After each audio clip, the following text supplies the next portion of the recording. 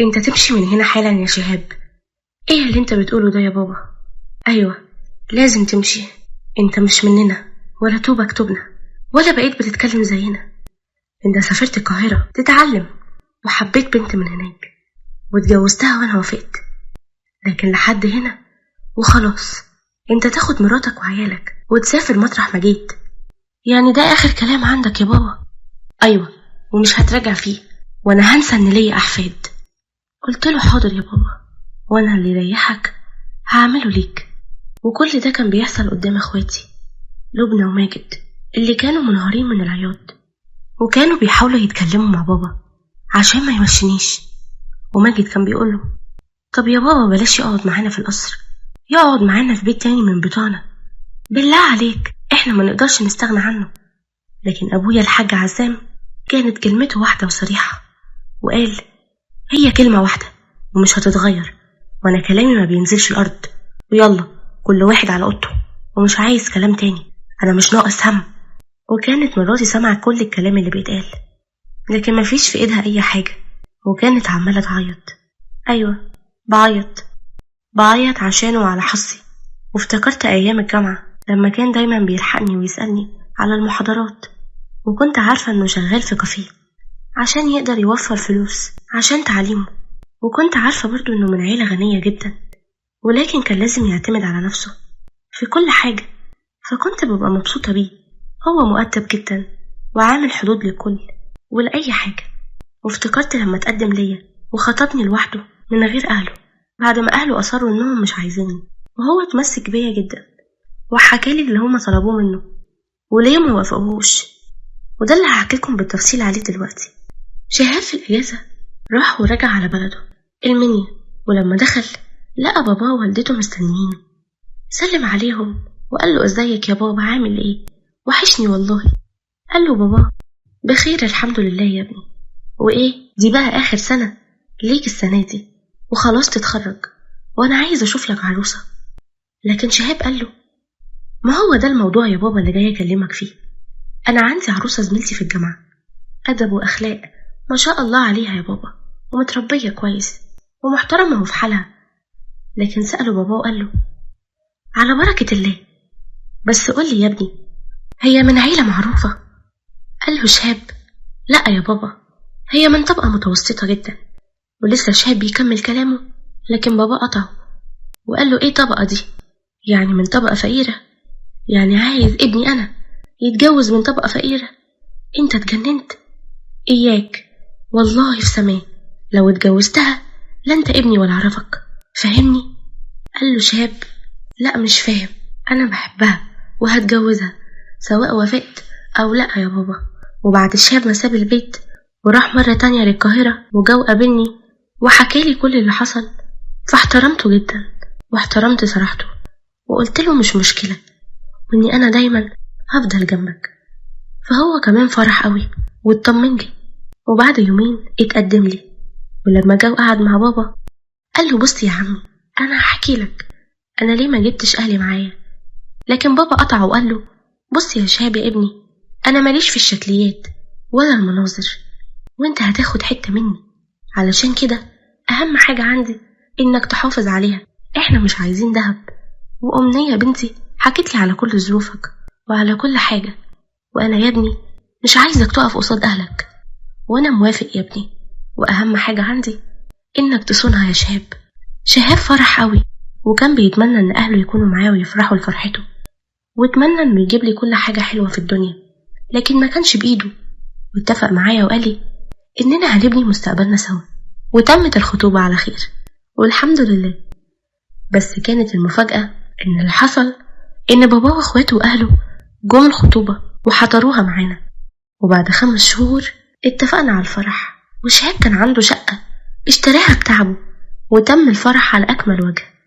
وبعد سنة من جوازي ليه، والجواز كان مستقر جدا، وفي يوم في قصر الحاج عزام المهدي كانت والدة شهاب بتقوله ها يا حاج، مش ناوي ترجع ابني ولا ايه؟ لكنه قال لها انا مش عايز كلام في الموضوع ده خالص. قالت له يا حاج عزام ده ابنك، ازاي مش عايز تشوفه؟ ده كان اقرب واحد ليك. قال لها انت عايزة ايه يا ام شهاب؟ قالت له ترجع شهاب القصر وكفاية كده. قال لها ماشي، أنا هرجع شهاب، بس معاملتي معاه هتبقى حادة وقوي كمان ومش زي الأول. لكن والدة شهاب مركزتش في الجملة قوي، وفرحت بس أول ما سمعت إن هو هيرجع شهاب القصر تاني. وبعد يومين إخوات شهاب جم البيت عندنا وطلبوا منه إنه يرجع معاهم، وعشان يقنعوه يرضى يروح قالوا له إن باباه هو اللي بعتهم وعايزه يروح. لكن شهاب ما كانش مصدق قوي، لكنه فرح وقال لي يلا يلا يا أمنية، جهزي نور ومازن عشان نروح. قلت له في الوقت ده يا شهاب لو مش عايزني طلقني وارجع لبيتك واخواتك واهلك وكفاية لحد كده. لكنه زعل مني وقال لي أطلق ازاي؟ يعني أطلق اللي استحملتني في عز احتياجي وصبرت معايا للآخر؟ بلاش هبل ويلا جهزي. ولما رحنا الكل كان فرحان إلا باباه، كان متضايق وكان دايما بيبصلي بصات غريبة، وبرغم معاملتي ليه كويسة كان من وقت للتاني بيقولي كلام زي السم. لكن شهاب هو اللي كان بيطمني دايما ويقولي ما تخافيش، ومازال الحال زي ما هو، وباباه مش بيتكلم معاه. وشهاب كان هو اللي دايما بيحاول يقرب ليه، لكني كنت أنا السبب. كنت دايما بقوله ده باباك اللي رباك وكبرك واللي علمك يا شهاب. كان بيستغرب قوي إني أنا اللي بقوله الكلام ده، لكن ما ينفعش إنه مهما حصل ما يكلمش باباه. والزمن كان بيجري وأنا وشهاب بنكبر في السن ويوم بعد يوم، لكني عمري ما نسيت الماضي. وبعد ما اتحطيت في الموقف ده أنا وشهاب وباباه كرشنا عادي جدا، كملنا ورجعنا زي ما كنا، ونور ومازن كبروا، وشهاب كان دايما متابع أخبار باباه وما كانش بيقطع سؤاله عنه ولا عن اخواته. وبعدين عرف إن حازم ابن أخوه اتخرج من جامعة القاهرة وبقى مهندس كبير وشغال في القاهرة، لأنه أسس شركة كبيرة لنفسه. وبرغم الإلحاح الكتير من جده إن ينشأ الشركة دي في المنيا، لكنه حازم رفض وحب إن يعتمد على نفسه. ومازن كمان اتخرج من كلية الهندسة السنة دي، ومازن وحازم تقريبا نفس العمر. لكن شهاب كان بيستغرب من إن مازن دايما بيخبي عليه مكان الشغل اللي هو شغال فيه، لكنه ما كانش بيلاحق في إنه يعرف، لأن أنا وهو عودناه هو ونور من صغرهم إنهم يعتمدوا على نفسهم في كل حاجة. وآخر كلام كان بين شهاب وبين أخته لبنى، عرفته فيها إن ابنها خلاص في السنة الأخيرة من كلية تجارة، وبنتها في سنة تانية في كلية الهندسة. وشهاب هنا حس إنه قد إيه كبر في السن وإن العمر فات منه كتير، وفكر إنه لازم يصلح الأمور تاني بينه وبين باباه عشان يرضى عليه باباه وربه. وقعد يفكر في ذكرياته واللي فات شوية، وافتكر لما حازم كان عنده 19 سنة وقابله في القصر، وفضل حازم يبصله قوي لأنه في شبه كبير من باباه. وراح شهاب وسلم عليه وقال له انت حازم يا حبيبي، عامل ايه؟ انا عمك شهاب. وحضنه قوي من كتر ما كان ماجد بيحكي حبه لاخوه لحازم دايما. وبدأ شهاب يقول له ما شاء الله يا حازم، كبرت وبقيت تتكلم بلغة القاهرة. قال له حازم ايوه يا عمي، ما انا بتكلم كده عشان جامعتي في القاهرة وكلها سنة ولا 2 واتخرج. كمل شهاب وقال له ربنا يوفقك يا حبيبي، بس فين جدك؟ انا جاي مخصوص عشان اسلم عليه. قال له جدي جوه، اتفضل يا عم ادخله. ودخل شهاب لباباه والكل كان فرحان بيه، وكان كله بيتكلم معاه ومشتاق له، لحد ما الشغالة راحت عشان تقول لباباه ان شهاب بره، وطلع بسرعة عشان يشوفه. ما نقدرش ننكر ان شهاب كان وحشه، لكن هو كان شايف ان اللي بيعمله ده في مصلحته. لكن في الوقت ده قال له حازم انت بتقول ايه يا جدي؟ مين ده اللي يمشي من البيت؟ ده بيته يا جدي، ما يصحش كده. لكن جده زعق له وقال له انت مالكش دعوة وما تتدخلش تاني في الكلام ده، فاهم؟ قال له حازم لا مش فاهم يا جدي، ولو انت مش عايز عمي هنا انا هاخده في اي مكان يعجبه. لكن شهاب هنا زعل وقال خلاص يا بابا، انا كنت جاي اسلم عليك لكن الظاهر مفيش فايدة، وانا همشي واتمنى انك تكون راضي عليا. وراح شهاب عشان يبوس على راسه، وبعدين اخد بعضه ومشى بعد ما كانت والدته والكل حزين على اللي بيحصل فيه ده، لكن محدش كان قادر يعمل حاجة. وبعدين حازم طلع ورا شهاب عشان يوصله وقال له والله يا عمي عيب تمشي كده. وبعدين ركب عربية حازم، وبدأ حازم يسأل عمه وقال له قول لي يا عمي مازن ونور عاملين ايه؟ قال له شهاب الحمد لله بخير والله، انت لسه فاكرهم؟ قال له حازم طبعا، دول ولاد عمي برضو، لكن اللي وحشني قوي مازن لكن طبعا حازم كان في باله بيقول: ونور والله يا ترى هي لسه فاكراني ولا نسيتني؟ وحشتني قوي، هموت واشوفها، اكيد شكلها اتغير. قطع تفكيره هنا شهاب وقال له: رحت فين يا ابني؟ قال له: لا مفيش يا عمي، وطنط أمنية عاملة ايه؟ قال له: بتسلم عليك والله، وبتسلم عليكم كلكم، وبتقول لك شد حيلك، عايزاك مهندس قد الدنيا. وبعد ما وصلوا حازم لمحطة القطر قال له: ما تنساش تبقى تزورني يا حازم، مع السلامة يا حبيبي. بعدين شهاب هنا قطع تفكيره صوت نور وهي داخلة وبتقول: أنا اشتغلت في مستشفى القوات المسلحة واخترت قسم الجراحة لأني حباه. لكن لاحظت إن باباها في عالم تاني وسألته: مالك يا بابا؟ في إيه؟ اوعى يكون في جدته عزام تاني.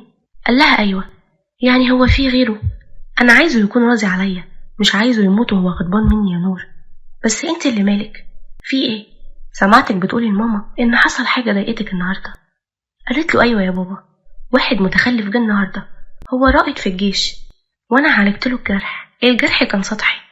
المهم ابتسمت له وقلت له ان الجرح سطحي وما تقلقش هتخف بسرعة، بس تعالى دايما عشان تنظف الجرح معايا. ثم انت بتضحكي كده في وش اي حد وخلاص. كنت قلت له: والله الناس الطيبة هي اللي بيضحك في وشها، انما انت بني ادم قليل الذوق، وسبته ومشيت. طبعا شهاب كان عمال يضحك على نور، ودخل هنا مازن وبدأ يسأل: هو في ايه؟ وحكيت له نور كل اللي حصل. وبعدين سرح شوية وقال: معقول يكون هو؟ لا لا لا لا يمكن، بس ده نفس الموقف اللي حصل معايا بالظبط. شهاب لاحظ ان مازن سرحان وقال له: مالك يا مازن، سرحان في ايه؟ قال له مازن: لا مفيش يا بابا، انا معاك. وفي الوقت ده ناديت عليهم عشان نتعشى، وفي مكان تاني في بيت قديم مجهول وشخصين مجهولين. بيقول: يعني ايه؟ مش فاهم، يعني مش هنعرف نوصل للبنت؟ لسه شوية يا باشا، البنت محطوط عليها حراسة جامدة واحنا مش عارفين نوصل لها. لا انا ما عنديش الكلام ده، وفي ظرف شهر البنت دي تكون عندي جثة هامدة. حاضر يا باشا، سلام. وفي الوقت ده في قصر الحاج عزام جودي بنت لبنى اخت شهاب بتقول لمامتها: يا ماما دي اخر سنة في الكلية، وهروح لحازم ابن خالي في شركته وهو هيشغلني في إدارة الأعمال، موافقة؟ قالت لها: أيوة موافقة يا حبيبتي، على الأقل هبقى مطمنة عليكي. فضلت جودي تغيظ أخوها هشام وقالت له: شفت، كنت عارفة إنها هتوافق. في الوقت ده قالت لهم لبنى والدتهم: والله بتفكروني بأخويا زمان، كان بيعمل معايا كده، ولما أبوكم مات بقى هو اللي متكفل بيا وبيكم. قالت لها جودي: أنا فاكرة وأنا صغيرة يا ماما لما كان بيجي ويستسمح جدي، انتي حتى تعرفي هو اللي عوضني عن حنان الأب، وكان بيلعب معايا ويهتم بيا أنا وهشام، أنا بحبه جدا يا أمي. لكن كمل هشام وقال: هو إيه السر في إنه يسيب القصر بتاع جدي وما يعيش فيه؟ أكيد مش جدي بس السبب يا أمي، وأكيد في سبب تاني قوي، بس إيه هو؟ لكن جودي قالت له: يلا يا محقق كونان، شوف لك حاجة عمل بدل اللي انت بتقوله ده. في الوقت ده دخلت عليهم جدته وقالت لهم: أنا هحكي لكم جزء من اللي أنا أعرفه. جودي: هاي يا ستي، يلا احكي بقى الله يكرمك. السبب يا بنتي إن جدك كان عايز يجوز عمك شهاب لواحدة من بنات اخواته، بس الله أعلم جدك كان عايز كده ليه، وليه لما فاتح خالك رفض.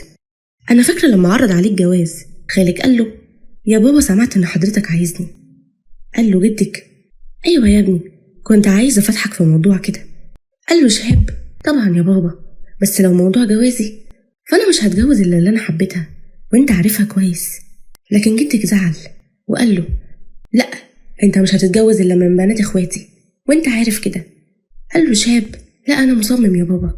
بعدين جدك أخده بالهداوة شوية وقال له: بص يا ابني، اسمع الموضوع واحكم، وحاجة جدكم كل حاجة لشهاب، والسبب اللي عايزه يتجوز بنات أخوه عشانه. لكن شهاب قال له: مستحيل يا بابا، مستحيل يعني مستحيل. وهو ده الموضوع يا بنتي اللي حصل، بس أنا معرفتش أسمع الموضوع كله فمعرفش قال له إيه. هشام بيقول لجدته: بس أكيد في حاجة مهمة يا ريتا، بس أموت وأعرف إيه هي. بعدين اتكلمت لبنى وقالت: أيوة يا ماما، معرفتش برضو إيه اللي حصل. ردت الحاجة فتحية وقالت لهم: أنا كمان مش عارفة، ولما سألته قال لي قفلي على الموضوع ده، أنا مش عايز أفتحه. وفي الوقت ده في بيت الحاج عزام، بس في بيت مهجور شوية، وهو بيقول لشخص مجهول: عايز إيه؟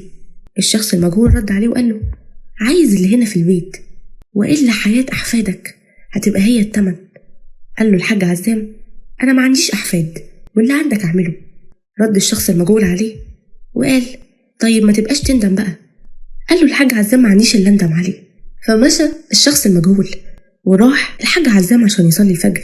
وفي يوم جديد في بيت الحاج عزام قامت جودي وهشام عشان يروحوا القاهرة عشان الامتحانات، وعشان جودي تتمرن في الشركة بتاعت حازم. وبدأ هشام يودع جده وقال له عايز حاجة يا جدي، لكن الحاج عزام شد هشام بعيد شوية واداله ظرف وقال له الظرف ده توديه لخالك يا هشام. قال له هشام خالي مين يا جدي؟ قال له جده انت هتستخبى ولا ايه؟ توديه لخالك شهاب، هو في غيره في مصر؟ قال له هشام انت سخن ولا ايه يا جدي؟ انت متأكد انك عاوزني اروح له؟ وايه الجواب ده؟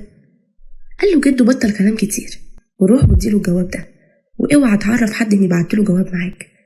وبعدين جودي سألت جدتها هو جدي اخد هشام لوحده كده ليه يا ستي؟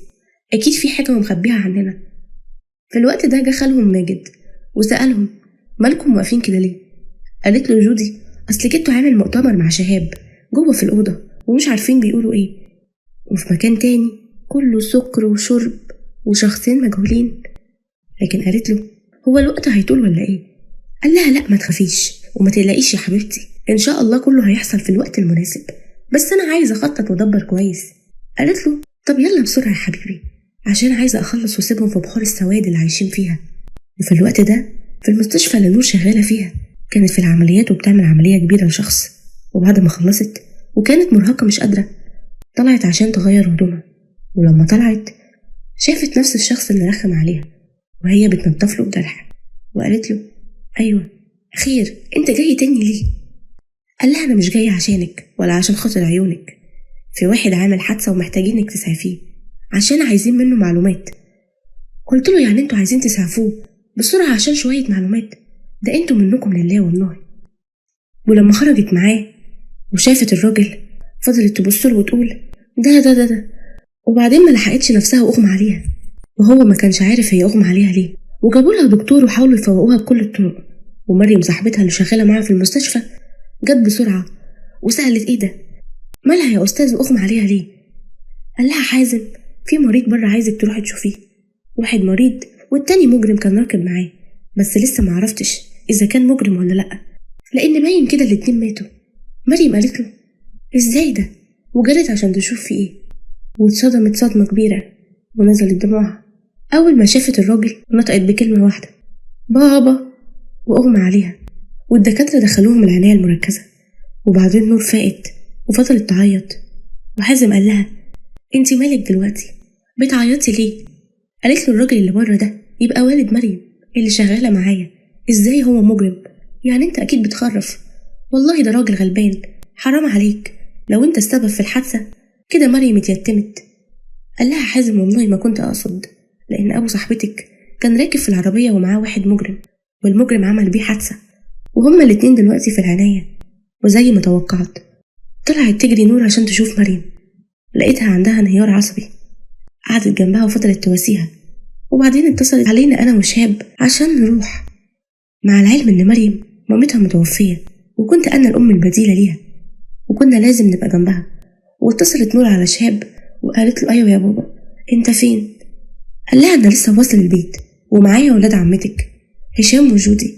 قالت لنا نور اللي حصل وراحوا كلهم على المستشفى. ولما لقينا والد مريم توفى وكانت نور ومريم في حالة انهيار، وفضلنا كلنا نصبرهم، وبدأت أنا أصبر مريم وقلت لها ده قضاء وقدر وقضاء ربنا يا مريم ولازم ترضي بيه وقولي الحمد لله. وبدأ هشام يقول للنور البقاء لله يا نور. قالت له حياتك الباقية يا هشام، بس مين العسولة دي؟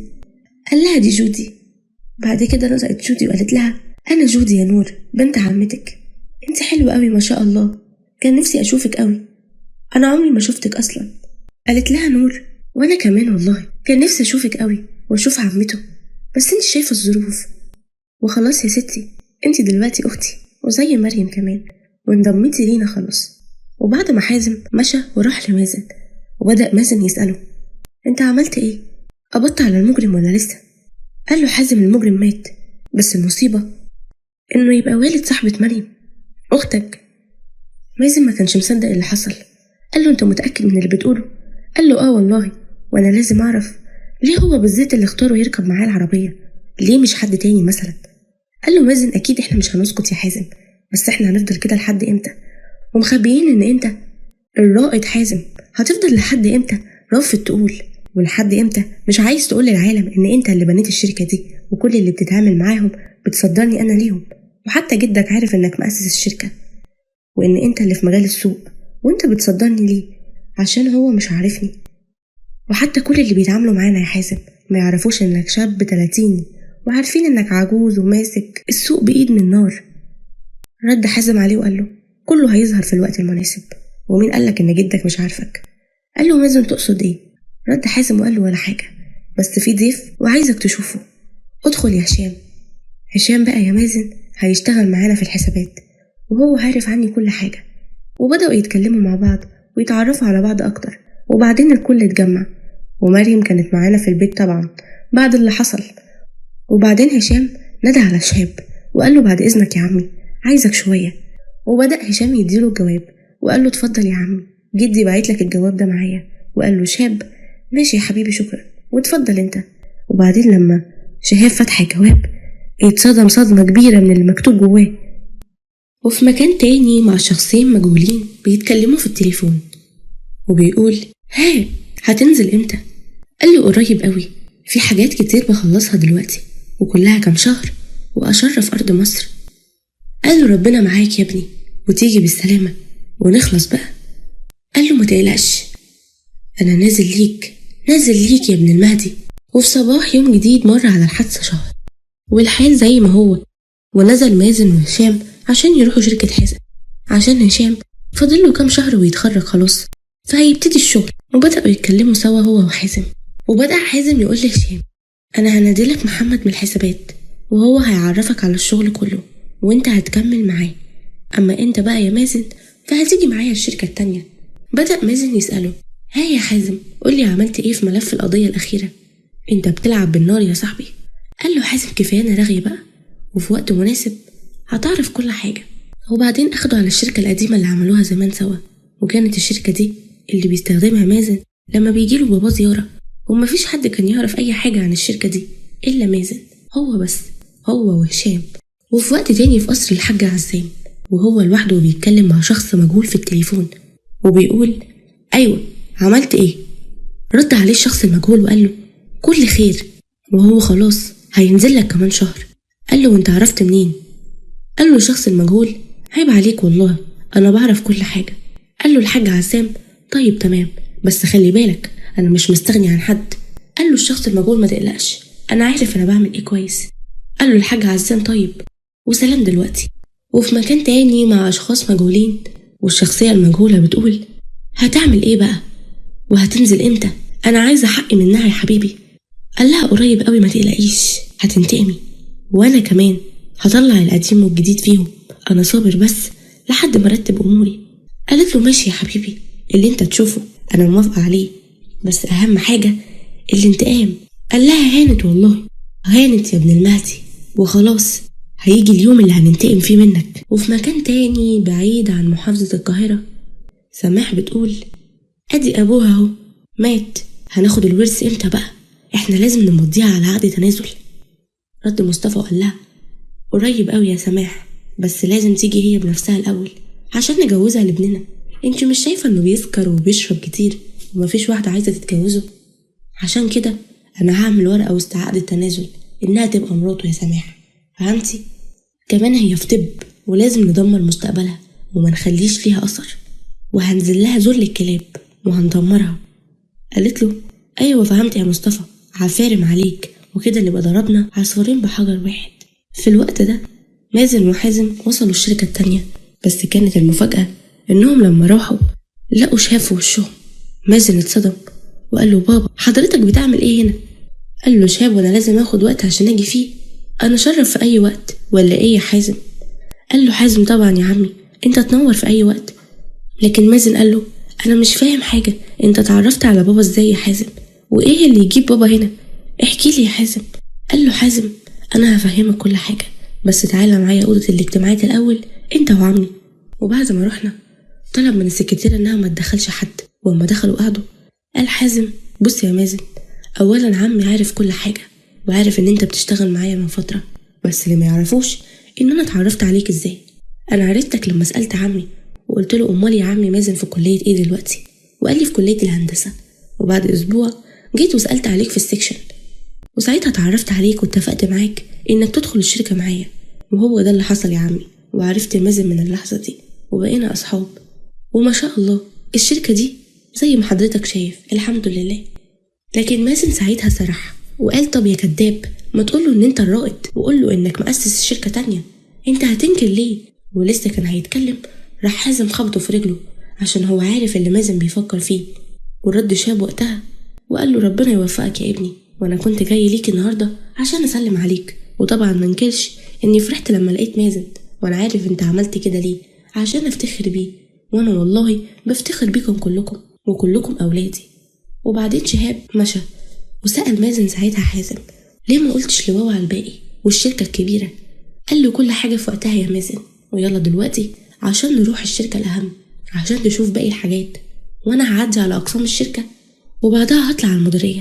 قال له مازن ماشي ربنا معاك، بس انا مش عارف لما انت بتحب الشرطة كده دخلت هندسة ليه؟ قال له حازم هتعرف والله كل حاجة بعدين يا مازن. مازن قال له انت مش ملاحظ انك بتتكلم بألغاز كتيرة؟ بس ماشي انا هسيبك دلوقتي.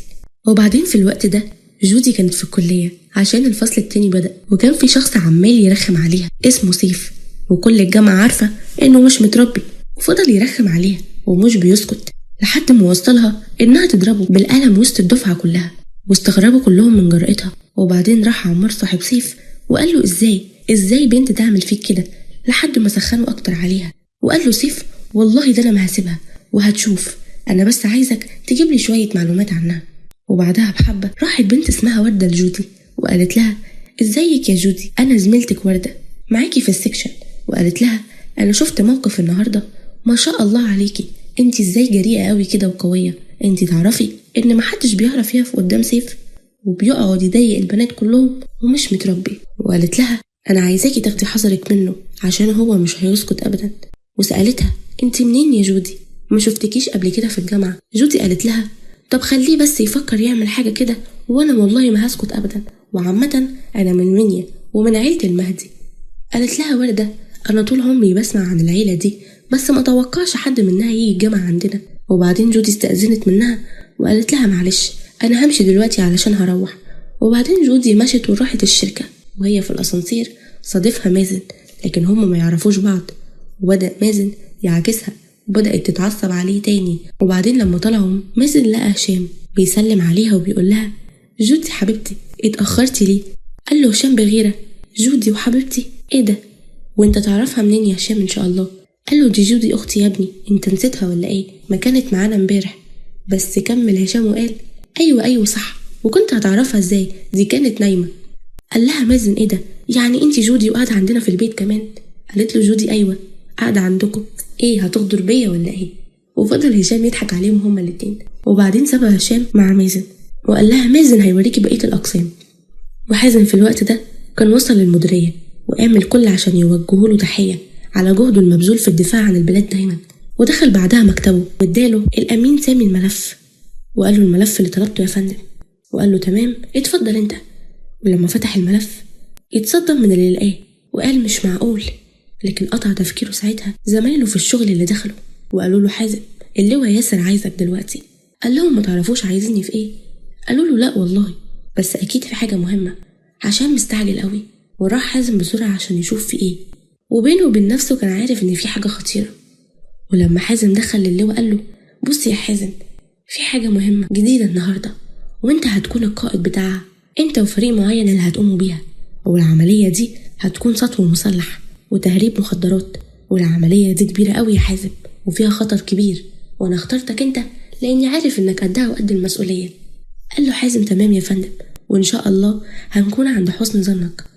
وبعدين روح هشام على بيت عمه ولقى مريم قاعدة وفضل يتكلم معاها شوية. وبعدين في الوقت التاني حازم هو وفريقه بدأوا الهجوم على العصابة وقبضوا على كتير منهم، لكن بعض من الفريق اتصاب وحازم كمان اتصاب في كتفه واتنقلوا كلهم على مستشفى القوات المسلحة.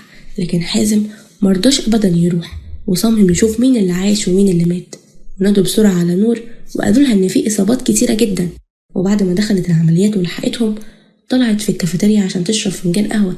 ما كانتش قادرة تقف على رجلها، وكانت شايفة شخص من بعيد عمال بيتقلب. ولما راحت له لقيته حازم، لكن هي طبعا ما تعرفش إن هو حازم ابن عمها. لكن هو صادفها أكتر من مرة في المستشفى، وقالت له إن هو لازم يطلع معاها عشان تغير له على الجرح. لكن حازم مرضاش أبدا، وفضلت تقنعه تاني وطلعته وغيرت له على الجرح. وبدأت تسأله في قضية والد مريم، وقال لها هتعرفي كل حاجة في الوقت المناسب يا نور. وفي يوم جديد صحى حازم على صوت تليفونه، وكان شخص مجهول. وقال له أيوة يا حازم بيه، إزاي حضرتك؟ قال له الحمد لله، ها عملت إيه؟ قال له المجهول المعلومات كلها توصل لحضرتك النهاردة، بس أنصح حضرتك إنك تقراها بتأني لأنها عايزة تفكير كتير. قال له حازم تمام، ومش هوصيك محدش يعرف باللي بينا، والفلوس هتوصل لك النهاردة. قال له المجهول عيب عليك يا حازم بيه، اللي بينا في سرية تامة. وفي بيت الحاج عزام كان بيتكلم برضو مع شخص مجهول، وبيقول له ها وصلت لإيه؟ قال له المجهول كل خير، والحقيقة هتنكشف وهنقلب الترابيزة عليهم كلهم. قال له الحاج عزام تمام، بس هسيبك دلوقتي عشان عندي شغل، وخلي بالك أنا كمان مش ساكت، ويلا في رعاية الله. والمجهول قال له سلام يا حاج عزام، وربنا معانا كلنا. في مكان تاني عبد العاطي بيقول أيوة يا باشا، البنت وصلت، الشخص المجهول تمام، خليك عندك وما تمشيش من مكانك، ولما تخرج من الجامعة نفذ اللي قلتلك عليه. عبد العاطي قال له أوامرك يا باشا. وفي الوقت ده في مطار القاهرة الدولي بيعلن عن وصول الرحلة القادمة من أمريكا. فهد أخيرا وصل. فهد بيقول أخيرا وصلت، أنا جاي يا ابن المهدي. وفجأة تليفونه بيرن، والشخص المجهول بيسأله هاي وصلت خلاص؟ قال له فهد أيوة يا بابا وصلت، وأنا جاي دلوقتي المنيا، بس شوية مشاغل هعملهم واجي. وفي يوم جديد راح حازم لشغله، وطلب من السكرتيرة إن لما مازن وهشام يوصلوا يبعتوهم لي. وبعدين فضل يفكر شوية، وافتكر فهد لما حازم كان بيقول له أخيرا يا فهد هنفذ أول مشروع ضخم لينا. قال له فهد أيوة يا حازم، أنت ما تعرفش فرحتي قد إيه. بس فهد سأله هو مازن هيبقى معانا؟ قال له حازم أكيد طبعا، ما ليه فضل كبير قوي في فكرة المشروع، ثم إنه ابن عمي يعني هو أحق. بس قال له فهد أنا مش عايزه معانا ومش بستريح له، واختار بيني وبينه يا حازم، أنا مش عايز المشروع يمشي ومازن فيه. حازم قال له أنت بتقول إيه يا فهد؟ مفيش مقارنة ما بينكم، انتم الاتنين ليكم فضل كبير في المشروع ومفيش تفريق بينكم. فهد قال له هي كلمة، موافق ولا لأ؟ يا إما أنا هاخد فلوسي وهخرج. حازم قال له أنت بتقول إيه؟ وليه كده؟ في إيه يعني؟ كل ده عشان إيه؟ ده ابن عمي لحمي ودمي وأخويا، وإزاي موافقش عليه؟ أنت ضرر عقلك إيه يا فهد؟ قال له فهد طب سلام يا صاحبي، وأشوفك لما نفذ مشروعي بقى، وهنعمل صفقة وأنت هتشوف مين اللي هيكسب في الآخر، بس هيبقى الندم متأخر قوي. رد حازم وقال له مش معقول، أنا مش مصدق إنك فهد صاحبي، بس ماشي وسلام، بس فعلا هنشوف وهخلي الأيام تثبت لك يا صاحبي. فاق حازم من تفكيره في الوقت ده على دخول مازن وهشام، وسأله مازن مالك يا حازم؟ قال له فهد راجع يا مازن، والمرة دي راجع بقوة كبيرة، قوة كبيرة جدا. بس على مين؟ ده أنا الرائد، ومتقلقش من أي حاجة، أنا دارس تحركاته كويس قوي. رد مازن وقال له أنا عارف إني كنت السبب في إنه يبعد عن الشركة دي، بس أنا قلت لك خليه وأنا مش مشكلة، بس أنت اللي رفضت يا حازم. رد حازم وقال له أنت بتقول إيه يا مازن؟ أنت ابن عمي ومستحيل إني مختاركش، ثم أنت عارف إنه كان عايز إيه، وكان عايز يكبر الشركة ويطردني منها ويعمل هو المخططات عشان يكسبها، بس أنا بفكر أرفض صفقته. قال له مازن أنت بتقول إيه يا حازم؟ لأ طبعا، كل حاجة هتمشي زي ما كنا عايزين بالظبط، والصفقة هنتمها عادي، وانت ما تقلقش خالص. اتكلم هشام هنا وقال هو ده فهد اللي حكيت لي عنه يا حازم، هو اللي كان عايز يفرق بينك وبين مازن، بس مش عارف ليه حاسس انه وراه حاجة تانية بالصفقة اللي هو داخلها دي. قال له حازم ايوه يا مازن وبالظبط يا هشام، وانا كمان شاكك في كذا حاجة، بس كله هيتحل، ويلا كل واحد فيكم دلوقتي يروح يشوف شغله. وبعدين حازم قعد يكمل شغله وفكر في نور شوية، اللي كل ما يفتكرها لازم يتبسط وملامح الفرحة تبقى على وشه. وبعدين في بيت الحاج عسام دخلت الجدة فتحية مامة شهاب، ولقيته فاتح ألبوم صور لجميع أحفاده، وقالت له حلوين كلهم يا حاج، وبالذات حازم تحسه كده شبه شهاب. قال لها ده شهاب وحشني قوي والله يا حاجة، ونور بنته أكتر، بس أكيد هي بتكرهني، بس خلاص هانت يا حاجة. قالت له مش فاهمة تقصد ايه هو اللي هان وقرب؟ قال لها هتعرفي قريب. في الوقت ده في بيتي أنا وشهاب كنت قلقانة قوي على مريم وقلبي مقبوض. أنا اللي ربيتها وكنت حاسة بيها، وكنت حاسة إنه هيحصل حاجة، وقلت لشهاب اتصل بيها يا شهاب شوفها فين، أنا مش مرتاحة. ولما شهاب كلمها كانت الصدمة الكبيرة إن رد عليه عبد العاطي وقال له مريم رايحة معانا زيارة، بس ما تقلقش عليها وما تدورش عليها عشان مش هتلاقيها، وسلام يا باشا. وساعتها قال شهاب والله العظيم هسيبكم، والله لا تندموا. وبدأت أسأله في ايه يا شهاب، وقال لي كل اللي حصل وإن مريم اتخطفت. فضلت أعيط ما كنتش عارفة أعمل ايه، وقعدت أقوله مش معقول، يعني الأمانة اللي باباها وصاني عليها يحصل فيها كده. وقلت له اتصرف يا شهاب والنبي، دي ملهاش حد غيرنا. في عربية الخاطف في الوقت ده عبد العاطي بيتكلم وبيقول أيوة يا باشا كل حاجة تمام، والبنت معايا اهي، بس البنت ايه؟ قمر يا باشا. رد عليه الشخص المجهول وقال له ما تحترم نفسك، البنت تخصني، ولما خلص اللي عايزه منها تبقى خدها واشبع بيها، لكن أنا عايزها في حاجة أهم بكتير. قال له عبد العاطي ماشي يا باشا، وأنا رايح عند المخزن القديم وهقابلك هناك. وبعدين قفل معاه وسألته مراته ها يا حبيبي جابها؟ قال لها يلا بينا عشان لازم نروح المخزن دلوقتي. وبعدين في الوقت ده في شركة حازم جودي بتقول لهشام أنا تعبت جدا يا هشام، حازم ما عندوش في الشغل ياما رحمين ومفيش وقت للراحة حتى. قال لها هشام معلش هو كده، وتعالي ننزل نشرب حاجة في الكافيتيريا تحت أنا وانتي ومازن. ولما نزلوا فضل مازن يقول لهشام وقال له ها بقى ما قلتليش ليه يا هشام إنك بتحب مريم؟ قال له هشام ايه اللي انت بتقوله ده، دي زي أختي. قال له مازن لا والله. بس في الوقت ده شهاب اتصل على مازن عشان يبلغه باللي حصل، واتصدم مازن قوي من اللي حصل وقال له ازاي يحصل كده وازاي مريم اتخطفت. هشام هنا اتصدم ما كانش عارف ولا فاهم فيه ايه، وبدأ يسأله مالها مريم يا مازن. ولما مازن قال له انها اتخطفت فضل هشام يعيط وطلع عشان يدور عليها. وفي الوقت ده اعترف انه بيعشقها وبيحبها جدا، ومن اول مرة شافها ساعة حادثة باباها. وبعدين اتصل حازم على هشام ومازن عشان يشوفهم فين، وقالوا له اللي حصل، وقال لهم ما تقلقوش انا هتصرف. وساعتها قال لنفسه والله يا فهد انت ولينا لو وريكم عشان انتوا تعديتوا حدودكم قوي. وفي الوقت ده قطع تفكيره وكان فهد اللي بيتصل. ولما رد عليه قال له فهد يا رب تكون عجبتك المفاجأة يا حازم باشا، والمرة دي قرصت ودن بس، انما المرة الجاية هاخد الكنز الكبير بتاعك. حازم رد عليه بكل هدوء وقال له الحساب يجمع يا فهد، وقفل معاه عشان يطلع على المديرية. لكن وهو في طريقه عمل مكالمة تليفون مع شخصية مجهولة وقال لها انت فين؟ قالت له انا في مشوار ومروحة البيت. قال لها طب بسرعة وما تتأخريش، وزي ما قلت لك تنفذي بالحرف. قالت له حاضر يا حضرة الضابط.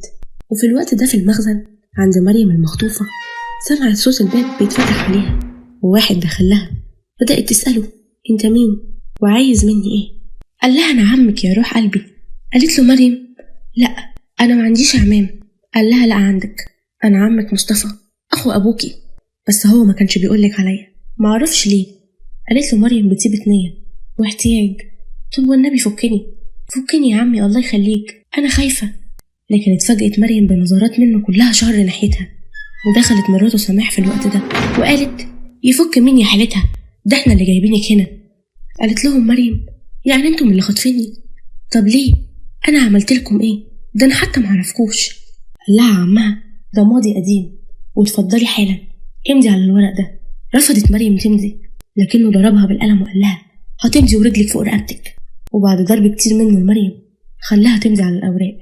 وفي بيت شهاب في الوقت ده كانوا مش عارفين يعملوا ايه ولا يتصرفوا، ومحدش عارف يلاقي مريم. لكن جودي قالت يا خالو مريم لابسه سلسله وفيها جهاز تتبع، وده بنعرف نحدد مكانها منه، وانا معايا السلسله دي انا ونور ومريم، عشان لو لا قدر الله حصل حاجه نعرف نحدد المكان. جرى هشام على عربيته بعد ما عرف مكانها من خلال الجهاز. وفي الوقت ده في مخزن عمها ابن عمها حمزة اللي ما بيبطلش شرب كان هناك. وبعد ما مضوها على عقد الجواز منه والأوراق اللي عايزينها قال لها ياه ده أنا كنت مستنيكي من زمان. قالت له مريم انت عايز مني ايه؟ قال لها ولا حاجة، وشدها على أوضة في المخزن جوه. وعمها بكل شر بيقول لمراته خلاص يا سماح احنا كده أخدنا منها اللي احنا عايزينه. قالت له أيوة طبعا أخيرا، ويلا بقى عشان نروح ونسيب حمزة براحته معاها. وكان حمزة لسه بيحاول يعتدي عليها، لكن هشام دخل على طول بسرعة وضرب حمزة واتصل بالشرطة وبعدين نقلها للمستشفى. لكن مريم لما كان حمزة بيحاول يعتدي عليها وقعت واتخبطت خبطة جامدة جدا في دماغها. فلما راحت المستشفى وفاقت ما كانتش فاكرة أي حد فيهم. وفهد اتصل على حازم وقال له عرفت تفلت المرة دي يا ابن المهدي، بس اصبر اللي جاي لسه كتير. رد حازم عليه وقال له الزمن طويل بيني وبينك يا فهد، ووريني كل اللي عندك، بس لازم تعرف ان اي حاجة تخص عيلتي او حد قريب منها وانت اذيته اني هدفعك التمن غالي. وتبقى سلملي على الحاج اصله وحشني قوي، وقوله ان اللي بيلعب مع حازم المهدي يبقى غلط كبير قوي، وان اللي عمله زمان ودلوقتي هيتحاسب عليه كويس. قال له فهد ايه الثقة دي؟ يلا سلام. قفل حازم معاه وفضل يفكر شوية وقال ما كانش العشم يا فهد، ليه كده يا صاحبي، ويا رب تفوت قبل فوات الأوان. بعد ما فهد قفل مع حازم دخلت لينا على فهد وبتسأله مالك يا فهد؟ قال لها والنبي يا لينا بعيدي عني دلوقتي، أنا مش ناقصك. حازم عرف يفلت منها بس والله لخليه يندم. قالت له لينا بكل شر وما تنساش نور من اللعبة دي، أنا عايزة أخلص منها وأعيش براحتي بقى. قال لها فهد ما تقلقيش يا لينا، هخلصك منها ومن عيلة المهدي واحد وهيندموا أشد الندم على اللي عملوه في أهلي زمان، وبالذات أمي اللي قلبها اتقهر وأبويا اللي هينوبوا جانب من العقاب ده. قالت له لينا أنا أموت وأعرف أنت بتخطط ليه يا فهد. قال لها هتعرفي في الوقت المناسب، يلا دلوقتي عشان بكرة هيكون الصفقة مع ابن المهدي. وفي يوم جديد شهاب قال لازم نجهز كلنا عشان هنروح المنيا يومين. قالت له نور ومازن ايه يا بابا ده الكلام ده بجد؟ قال لهم شهاب ايوه، واحنا هنروح البلد كمان يومين ومفيش نقاش. قالت له نور بس انا مش موافقه يا بابا، انا ما اعرفش حاجه هناك خالص، ولا عن جدي ولا عن عيلتي، وعمري ما شفتهم، ازاي يعني اروح هناك؟ وكمان في مشاكل بينك وبين جدي، وكمان انا ورق الشغل بتاعي كله هنا. رد شهاب وقال لها بصي يا نور المشاكل انت مالكيش دعوه بيها خالص، وبالنسبه لورق شغلك اتنقل كله، ومريم هتيجي على الامتحانات هي وجودي، بس احنا لازم نسافر يا نور لازم. وفي الوقت ده جودي كانت في الكلية بعد ما خلصت محاضراتها هي ووردة طلبت منها انها تروح البيت عندها ويذاكروا شوية سوا ويقعدوا يتكلموا. ولما راحت جودي معاها البيت قالت لها وردة ثواني يا جودي هعمل لك حاجة تشربيها. ولما جودي دخلت فضلت تدور على اهل وردة في البيت لكن ما كانش في اي حد. قلقت وكانت عايزة تمشي، لكن لما كانت بتحاول تمشي لقت سيف في وشها. فضلت تنادي على وردة. دخلت وردة وقالت لها بصي بقى يا حبيبتي أنا مساعدة سيف وبعمل ليه أي حاجة هو عايزها، وهو بصراحة فلوسه حلوة وكتير وأنا عبد المأمور، وهو طلبك وأنا نفذت. طبعا جودي اتعصبت وبهدلتها وقالت لها منك ده انتي طلعتي خسيسة وكلبة فلوس. وحاولت جودي تخرج لكن لقت الباب مقفول بالمفتاح. طلعت تليفونها بسرعة ورنت على مازن وفضلت تقول الحقني عشان يعرف مكانها من جهاز التتبع. سيف قال لها محدش هيلحقك ولا هيسمعك يا حلوة، وشد منها التليفون. وبعد محاولات كتير من سيف للاعتداء على جودي دخل مازن وضربه ولقى جودي مغمى عليها. وبعدين سيف قال له حلو والله فيلم روميو وجولييت ده، اتأخرت ليه عليها؟ ده أنا خلاص كنت على تكة وهبهدلها لك. لكن قبل ما يكمل كلامه كان مازن ضربه لحد مغمى عليه من كتر الضرب. وبص لصاحبتها وردة وقال لها بقى انتي يا معدومة الإحساس والإنسانية والضمير تعملي كده في صاحبتك عشان الفلوس؟ والله لولا اني مش بضرب بنات لكنت عدمتك العافية وكان زمانك مدفونة دلوقتي. وبعدين البوليس جه وقبض على وردة وشال سيف وهو طبعا كان متدشدش. بعدين حازم راح المديرية عشان يحقق مع سيف وكان واثق انه مش هيعمل كده من تلقاء نفسه واكيد كانت في حاجة تانية. وقطع تفكيره هنا مكالمة من سكرتيرة شركته وقالت له ايوه يا مستر حازم فهد اجل الصفقة اللي كان عاملها مع حضرتك. فضل حازم يقول لنفسه ايه لعب العيال ده يعني، وبعد ما سيف دخل لحازم عشان يحقق معاه خلاص، جاله مكالمة تليفون تانية. بس قبل ما يرد قال لسيف لو ما قلتش مين اللي خلاك تعمل كده واعترفت هلبسك قضية تانية هتوديك ورا الشمس انت وعيلتك. وبعدين رد حازم على التليفون وكان فهد هو اللي بيتكلم وبيقول يا رب تكون قرصة الودن دي عجبتك، إذا كان الصفقة اللي أجلتها وما كملتهاش أو السنيورة اللي اتبهدلت النهاردة على إيد حد من اللي عندي. لكن حازم بكل هدوء قال له عيد حساباتك تاني يا فهد واعرف السنيورة دي تكون مين ويلا سلام يا صاحبي. وبعد ما قفل حازم مع فهد كانت لينا قاعدة جنبه وبتقول له هو يقصد ايه بالكلام ده يا فهد؟ قال لها انا مش عارف يا لينا، مش عارف يقصد ايه. وبعدها حازم قال لسيف انا هسيبك دلوقتي عشان عندي مشوار مهم، بس بكرة هرجع لك وهكمل معاك وانا خلاص عرفت مين اللي وراك. وسيف كان ناوي يقول له حاجة تانية لكنه ملحقش يكمل كلامه وحازم مشى وسابه. وبعدين بشوية وقت حازم كان في شقته ومازن رايح له وقال له مازن خير يا حازم، ايه الامر الضروري اللي طلبتني عشانه؟ قلقتني. قال له بص يا مازن في حاجة مهمة انا عايزة اقولها لك. فهد يبقى اخو جودي وهشام وانا ما كنتش عايزة اقولك كده بس انت الوحيد اللي لازم امنك. مازن ما كانش مصدق ولا مستوعب اللي بيتقال. وفي صباح يوم جديد كان مازن عمال يفكر ايه اللي اتقاله امبارح ده طلع كمان ان ابو جودي عايش حي يرزق وانه ما ماتش وانه طول المدة دي كان مختفي. وافتكر مازن كلامه مع حازم لما كان بيسأله طب وجدي يعرف حاجة عن الكلام ده؟ انا مش فاهم اي حاجة، اشرح لي يا حازم وفهمني. قال له حازم من زمان قوي لما كان عمي شهاب اللي هو والدك في الجامعة كان جدك عايز يجوزه لبنت اخوه لانها عملت الخطيئة مع حد بس ما حدش كان يعرف هو مين الشخص ده والشخص ده كان عايز ايه. وطبعا الكلام ده قبل ما عمتك لبنى تتجوز زين. المهم جدك عرض كده على ابوك بس ابوك رفض لانه كان بيحب مامتك الست أمنية. بعدها وبعد فترة بنت عم والدك هربت ولحد دلوقتي محدش يعرف انها عايشة او ان زين عايش. المهم بقى بعد اللي حصل زين اتقدم لعمتك وهم وافقوا عليها لانه بصراحة ما كانش يتعيب. بس عمتي ما كانتش بتخلف بقالها فترة ولما خلفت هشام وجودي كانت فرحتهم. بس جال خبر الصادم للكل وهو ان زين مات في حادثة في الطريق على الجبل والكلام ده ما كانش حقيقي. زين هرب لفاطمة اللي هي بنت اخت جدك، هرب ليها وخلاها تسافر ألمانيا علشان تثبت فهد هناك باسمه الحقيقي فهد زين الوراقي.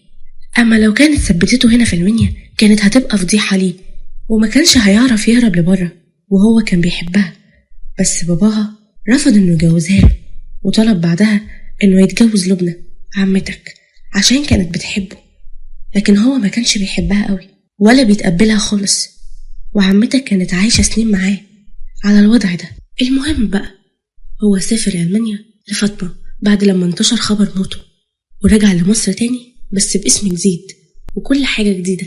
ولما عرف ان جدي بيدور عليه كان واخد احتياطاته كويس قوي وكان عامل لفهد شهادتين ميلاد باسمين مختلفين، واحدة فهد زين الوراقي وواحدة فهد سعيد الشيمي وبس. ولما انا عملت تحريات كان هناك ملف كامل باسمه وعن هويته لان ألمانيا مش بتفوت حاجة وبس. ساعتها عرفت بقى انه زين. ولما فهد نزل مصر عشان يتعلم ويدخل كلية الهندسة لانه كان بيحب مصر قوي نزل باسم فهد سعيد الشيمي. علشان كده ما كناش عارفين هو مين وابن مين. قال له مازن ايه ده، هو في ناس بالبشاعة دي؟ والله حرام. وايه ذنب هشام وجودي؟ هيعملوا ايه لما يعرفوا؟ انا هتجن. قال له حازم احنا مش هنتكلم دلوقتي وكل حاجة في وقتها وهتبقى بأوانها.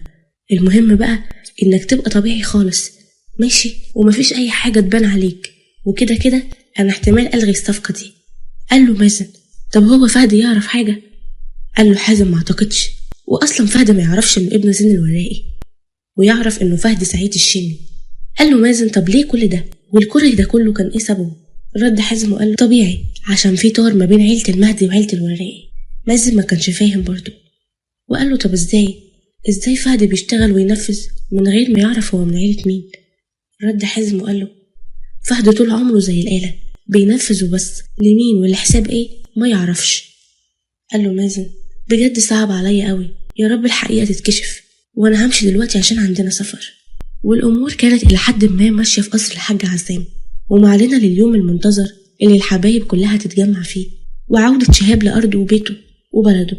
ولبنى بتقول لمامتها: أنا مش مصدقة يا أمي، أخيرا أخويا هيرجع لنا تاني، والله ما مصدقة، والعيال ولادي كمان وحشوني قوي. ردت الحاجة فتحية عليها وقالت: الحمد لله على كل حاجة يا لبنى. محدش مصدق أصلا إن الحاج عزام بقى راضي عن شهاب. في الوقت ده بقى في بيت فهد اللي موجود في جزء شرقي من القرية اللي فيها قصر الحاج عزام، كان فهد بيتكلم مع باباه وبيزعق، وكانت لينا ومامته بيحاولوا يهدوه، وكان بيقول: أنا دلوقتي عايز أعرف مين هي جودي. قال له: زينو ده يهمك في إيه؟ أنت اللي عليك تنفذ وبس، ومش مهم تعرف مين دي. فهد اتعصب وقال له: طيب أنا عايز أعرف، ومش هفضل طول عمري عايز زي الآلة كده اللي ما تعرفش حاجة. أنا عايز أعرف أنا مين ومن عيلة مين، وأمي دي من عيلة مين. أنتم ليه مخبيين عليا؟ لكن ضرب زين فهد حتة قلم وقال له: عايز تعرف أنت مين ودي تبقى مين، يبقى لازم تنفذ اللي بطلبه منك، والطلب ده لو اتنفذ هعرفك كل اللي أنت عايزه. قال له فهد: لا مستحيل أعمل كده كله إلا ده، مستحيل. قال له زين: هتنفذ ورجلك فوق رقبتك، وانت يا لينا لو أقنعتيه هيبقى ليك الحلاوة. وغمزت لينا ليه وقالت له: يلا يا فهد يا حبيبي عشان نروح بقى. وقالت له فاطمة: اسمع بقى يا فهد، هتنفذ يعني هتنفذ برضاك أو غصب عنك. اتعصب فهد وقال لها: لا يمكن انت تكوني أم أبدا، انت شيطانة. ومشى وسابهم وجالت وراه لينا اللي همها الفلوس والنفوذ وبس، ومش هممها أي حاجة تانية. في الوقت ده في المديرية راح سيف عشان يكمل تحقيق مع مازن، وسيف بيقول له: انت عايز مني ايه تاني؟ قال له حازم: افضل انكر كده لحد ما اختك تشرف معاك. قال له سيف: خلاص انا هقول لك كل حاجة من اول ما عرفت فهد لحد الاخر. وبدأ يحكي له كل حاجة. وبعد ما خلص حازم بقى يقول لنفسه: بقى كل ده بتعمله يا فهد وانت كمان اللي بتنفذ. وبعدها كان شهاب وعيلته وكلهم وصلوا بيت الحاج عزام المهدي، وفي بيت فهد ولينا بتقول: خلاص بقى يا فهد يا حبيبي، اكيد باباك ما كانش يقصد حاجة، واكيد يعني كان خايف عليك من انك تملى دماغي بحاجات فاضية ملهاش لازمة. قال لها فهد: انت تسكتي خالص وخليني افكر، حازم كان يقصد ايه بالكلمة دي؟ ومين جودي دي؟ وليه بيتكلم بالثقة دي عنها؟ اكيد في حاجة ولازم اعرفها. لينا ردت عليه ببرود وقالت له: يا حبيبي سيبك من الكلام ده، المهم هنسافر امتى عشان الصفقة دي وعشان ننتقم من نور دي كمان. قال لها فهد: الصفقة اتلغت يا قلبي، والسبب في لغيها هو انا. وبالنسبة لنور فنور هنا في المنيا في قصر جدها ولسه واصلين حالا. قالت له لينا بكل شر: يعني وفرت علينا تعب المشوار، انا فرحانة قوي، هنقدر ننتقم منها بسرعة. واخيرا يا دكتورة نور، اخيرا هنتقم منك اشد انتقام. بقى انتي تاخدي افضل دكتورة جراحة وانا لأ. وليه؟ عشان انتي تفوقتي عني بشوية، والله ما هسيبك تتهني ابدا. وافتكرت لينا لما كانت نور في الجامعة وفي السنة الأخيرة من الامتياز، وجات ليها بعثة في ألمانيا عشان تناقش أسباب الجراحة، وإنها أمهر الدكاترة في المجال ده، وكان الغل هيقتلها. وبعدين في بيت الحاج عزام في الوقت ده، ولما أول ما دخل شهاب البيت بدأت مامته تحضنه وتسلم عليه وتعاتبه وتقوله: بيتك نور يا غالي. نورت يا حبيبي بيتك، بس ليه الغيبة الطويلة دي؟ هانت عليك أمك؟ هان عليك ما تكلمنيش. رد شاب عليها وهو زعلان وقال لها: انت عارفة الظروف يا أمي، وعارفة ايه اللي حصل صح ولا غلط، فما تعتبيش عليا. المهم انت عاملة ايه وصحتك أخبارها ايه، وفين بابا وماجد؟ قالت له: باباك وأخوك ماجد بره في الجنينة يا حبيبي، وهيجوا دلوقتي. وبدأ أولاد شهاب يدخلوا عشان يسلموا على جدتهم وعمتهم. وبعدين في وسط الكلام ميل هشام في ودن مامته لبنى وقال لها: ايه رأيك في مريم يا أمي؟ قالت له: قمر ما شاء الله عليها. قال لها: طيب عشان دي هتبقى مرات ابنك خلاص بقى. قالت له: بجد يا هشام؟ دي شكلها بنت حلال قوي. قال لها هشام: قوي والله يا ماما. والكل كان مرحب بمريم أشد ترحيب لأنهم كانوا عارفين قصتها. وبعدين في شركة حازم طلب حازم من السكرتيرة إنها تلغي الصفقة خالص بينه وبين شركة فهد، وإنها تهتم بالديكورات أكتر لأنه هيفتح فيلا في اسكندرية وهيعمل ليهم مفاجأة كبيرة بيها. وبعدين راح حازم على المديرية وطلب سيف إنه يجيله. وطبعا لما كان مدخله التخشيبة قبل كده كان طالب من الأمين إنه يروقهوله، بس طلع سيف ساعتها وقال له: خلاص كفاية، أنا هعترف لك بكل حاجة. بص يا حازم بيه، بابا طبعا غني عن التعريف، مدحت الشافعي عمل صفقة مع فهد كذا مرة، فبالتالي أنا صديق من أصدقاء فهد. رحت ليه البيت مرة وحكيت له عن جودي واللي عملته معايا، وهو طبعا ما كدبش خبر وسأل على اسمها وعيلتها. حكيت لي إن مامتها من عيلة المهدي وهي اسمها جودي زين الوراقي، وهو لما عرف كده قال لي اعمل اللي اعمله معاها، وطلب مني انه ما يكونش في الصورة خالص، وانا الفلوس عمتني وعملت اللي عملته ده عشان هي اهانتني وسط الدفعة كلها. قال له حازم تمام قوي، تكتب اللي قلته ده كله في المحضر وتروح بعد كده على بيتك، ولو قربت لأي بنت تاني هدفنك مكانك. ونادى على الأمين عشان ياخد سيف وبعدين يجيب له سماح ومصطفى وحمزة. ولما دخلوا له بدأ حازم يقول لمصطفى انت ازاي راضي انك تعمل كده في بنت اخوك؟ قال له مصطفى ايوه بصراحة انا راضي، واللي دفع كتير قوي، وانا عجبني تفكيره ونفذت اللي قاله لي بالحرف. وكمل وقال له ان محمد والد مريم اخوه من الاب بس، وانه طول عمره كان بيحقد عليه لانه اغنى منه وبنته شاطرة وناجحة، وانه اتجوز الست اللي كان بيحبها. قال له حازم تمام، انا كده فهمت كل حاجة. وقال له انت بني ادم مريض وخسرت كل حاجة. وبعدين نادى على العسكري عشان ياخده. بعدين في بيت زين الوراقي بيتكلم وبيقول يعني ايه شهاب نزل المنيا ونزل امتى اصلا؟ قال له الغفير نزل النهارده يا زين بيه. قال له زين اكيد طبعا نزل ومعاه السنيوره بنته. كده تمام قوي. وجال قضاه برجليه. وبعدين في بيت الحاج عزام في الوقت ده لما نور شافت جدها قالت لا يا ماما ده نفس الشخص اللي انا شفته في المستشفى. قلت لها يمكن بتتخيلي يا نور. قالت لهم لا انا متاكده هو والله. بعدين رد الحاج عزام عليها وقال ايوه يا بنتي انا جدك عزام المهدي. وبدأ شهاب يقول لها خلاص بقى يا نور، لكن كمل الحاج عزام وقال لا مش خلاص يا ابني، نور معاها حق وهي مش بتكذب. انا فعلا سافرت مصر وكنت مع واحد صاحبي رايح يعمل عملية، وبعد ما العملية ما خلصت اكتشفت انها نور بنتك من الكارنيه اللي فيه اسمها، وهي كانت بتبصلي قوي وكانت حاسة انها عارفاني وان في شبه بيني وبينك يا شهاب. ولقيت نفسي غصب عني بقول لها ما شاء الله يا نور كبرتي، وعلى العموم انا هفضل سند ليكي، وسامحيني يا بنتي اني بعدك عن ارضك، سامحيني لان كل شيء باوانه. وسبتها ومشيت. قالت له نور طب ليه يا جدي؟ ليه ما قلتش ان انت جدي وانك عزام المهدي؟ انا كنت حاسه بعلاقه بيني وبينك غريبه وكنت حاسه انك جدي. قال لها الحاج عزام ما كانش المفروض تعرفي وقتها، والكل كان مذهول من اللي بيتقال. وفي يوم جديد فكر حازم انه لازم يقول لفهد على حقارة ابوه اللي عمله واللي لسه بيعمله، لان فهد اتصل عليه واللي حصل بينهم كالآتي. رد حازم على فهد وقال له اتأخرت قوي في اتصالك، قولي بقى وصلت للحقيقة ولا لسه؟ قال له فهد انا عايز اعرف كل حاجة، مش هفضل طول عمري كده. مين ابويا؟ وهل فعلا زين هو ابويا ولا لا؟ ومين جودي وايه علاقتها بينا؟ انا دماغي هتنفجر من تفكيري حازم. قال له حازم انت اتأخرت قوي يا فهد عشان تعرف الحقيقة، بس مفيش مشكلة انا معاك وهخليك تعرف كل حاجة واحدة واحدة، واهم حاجة ان لينا ما تعرفش اي حاجة عن الموضوع. قال له فهد تمام انا عايز اقابلك ضروري وعايز اعرف كل حاجة. قال له حازم هتعرف والله يا فهد كل التفاصيل، وشوية وهنزل ما تقلقش، اصفي اموري هنا وبيكون البنات خلصوا امتحانات كمان. قال له فهد تمام. وبالنسبة لنور ايه علاقتها بامي؟ اتعصب حازم وقال له ما حدش يجي جنب نور يا فهد وانا بنبهك. قال له فهد ما تقلقش يا حازم، اي حاجة تخص حد عندك تحت حمايتي.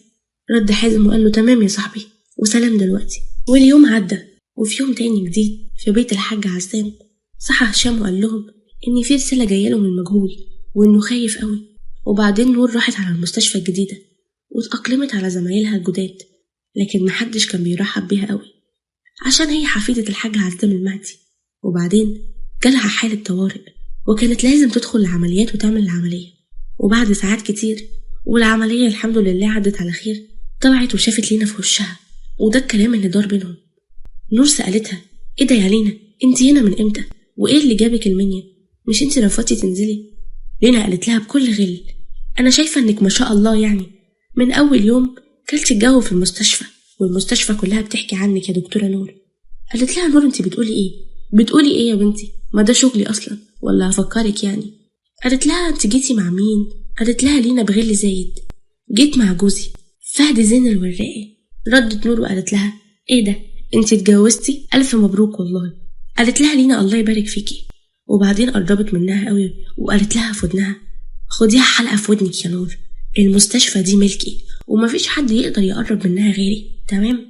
انا هنا من قبلك ومحدش يقدر ياخد الجو مني، ومش هيبقى في ألمانيا وهنا كمان. قالت لها نور باستحقار زي ما انت يا لينا والله مش هتتغيري ابدا. وبعدين مشت وسابتها. وبعدين بالليل لما نور روحت كانت هلكانة وطلعت عشان تنام الكام ساعة اللي هتريحهم دول، وفضلت تفكر في حازم من ساعة ما عرفت إن هي عندها ابن عم وهي مشتتة عايزة تشوفه بأي شكل. وفي يوم جديد في بيت الحاج عزام كان مريم وجودي ومازن وهشام خلاص راجعين على مصر تاني، وكان شهاب بيوصي هشام ومازن وبيقول لهم خلي بالكم من البنات كويس، انتوا عارفين الخطر اللي احنا فيه، وكلها أسبوعين والامتحانات تخلص وبعدين هترجعوا تاني وهنصفي كل الشغل اللي في القاهرة وهنستقر في المنيا. بعدين في بيت فهد ولينا، وفهد بيقول للينا مالك يا لينا وشك متغير ليه كده؟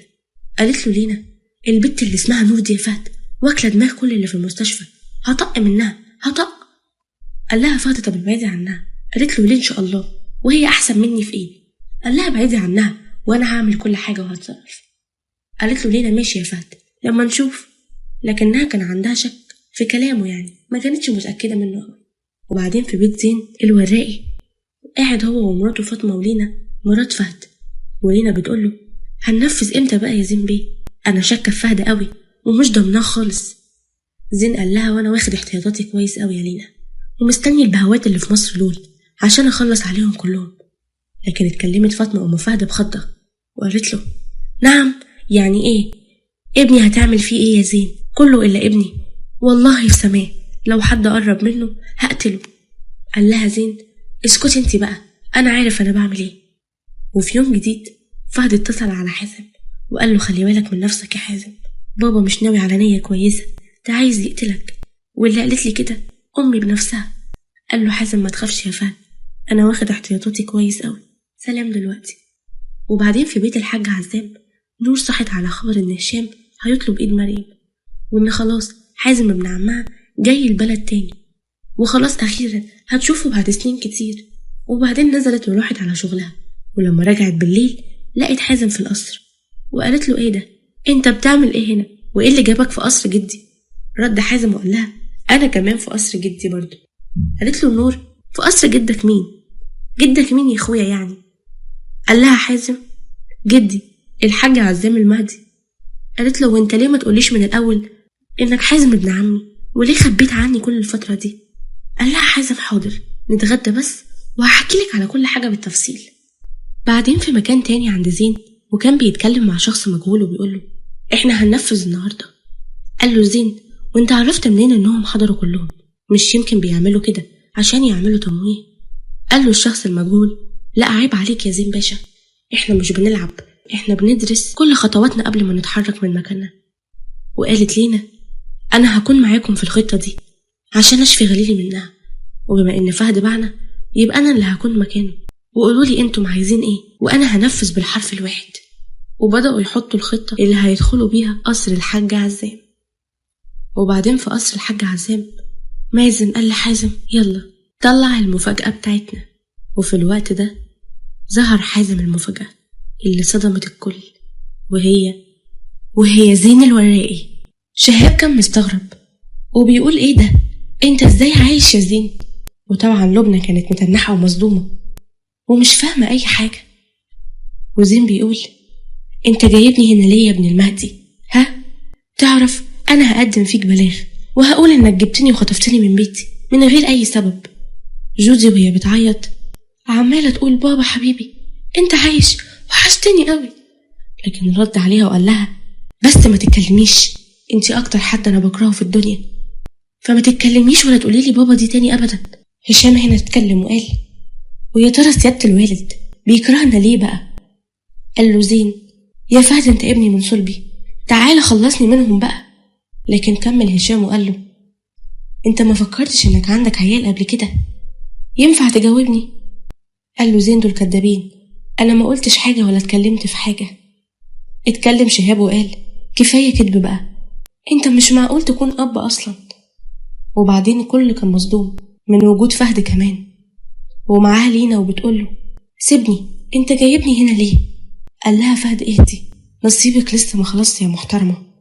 وبعدين كمل حازم وقال يا فهد جبت اللي قلتلك عليه؟ قال له فهد ايوه وجبت كمان اللابتوب معايا وسماعات عشان اسمعكم التسجيلات بتاعت زين. بص له زين وقال له انت يا فهد تعمل فيا كده؟ ده انا ابوك. قال له فهد ابويا؟ أبويا إزاي يعني؟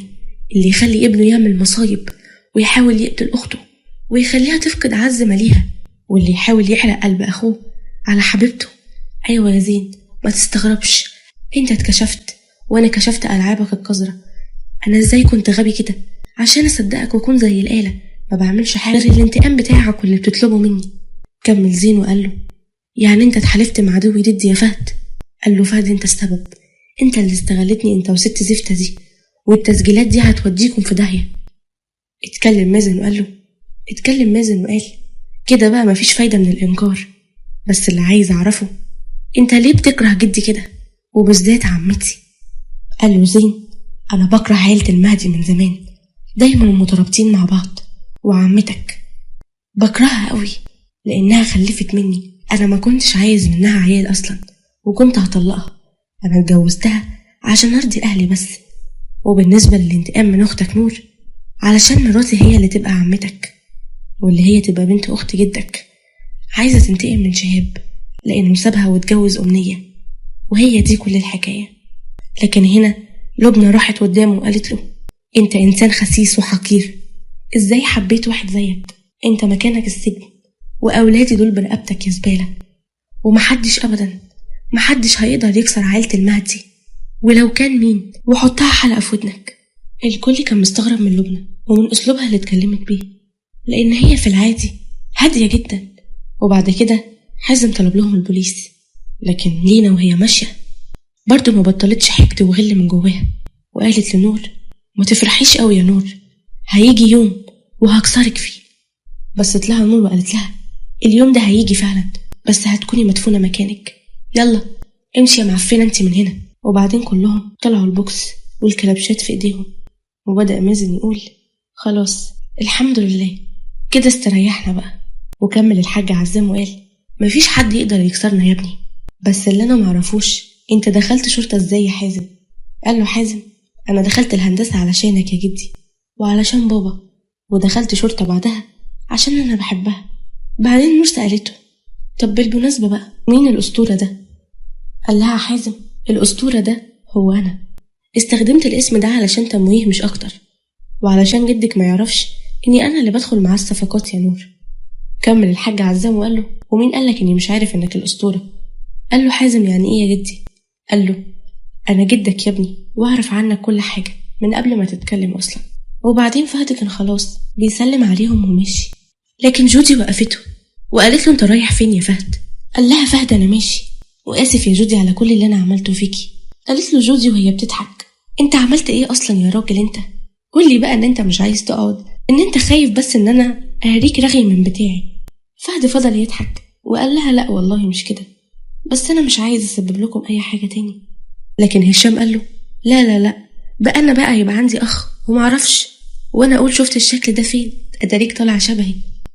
بعدين لبنى راحت له وقالت له ايوه يا ابني انت بقيت واحد مننا خلاص، مش مهم انت مين، المهم انت ايه ولا ايه يا بابا.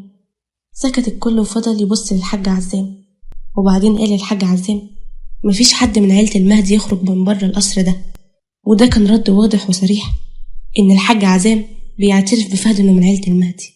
وبعدين اتجمع الكل وقعدوا مع بعض، بس كان فاضل جزء مكسور في جودي وهشام من باباهم واللي عملوا فيهم. بس دي كانت مهمة مازن ومريم ان هم لازم يخرجوهم من الحالة الصعبة دي. وبعدين حازم طلب من جده الحاج عزام ان هو عايز يتجوز نور، وبدأ بقى كلهم يتكرروا ورا بعض، وبدأ هشام يطلب ايد مريم، وبعدين اتجرأ مازن وطلب ايد جودي، وكلهم احتفلوا بالفرح في نفس اليوم وعاشوا حياة سعيدة واتجمعوا مع بعض كلهم من غير قلق ولا خوف.